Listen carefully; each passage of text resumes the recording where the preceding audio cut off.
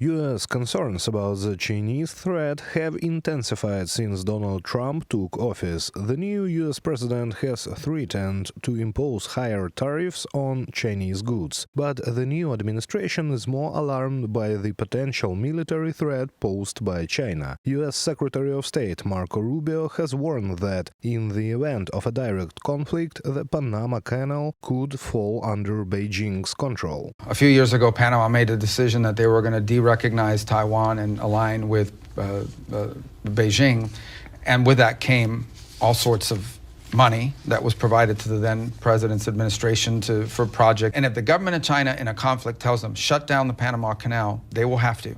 And in fact, I have zero doubt that they have contingency planning to do so. That is a direct threat. So it's a technicality, but in reality, if China wanted to obstruct traffic in the Panama Canal, they could.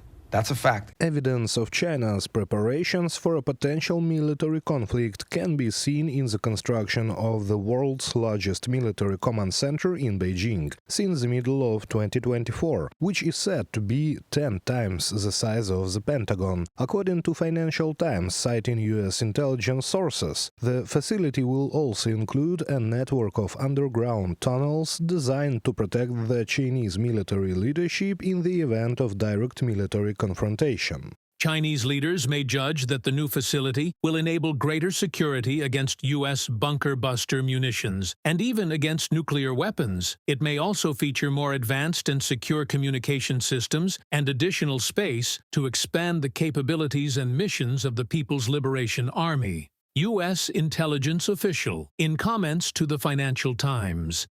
Analysts suggest that the network of underground tunnels is a key reason behind the construction of this massive military center. This could indicate that Beijing is preparing shelters in case of a nuclear strike, although experts consider such a scenario unlikely. More realistically, the sheer scale of this military facility serves as a message to Washington that China is determined to strengthen its presence in the Asia-Pacific region.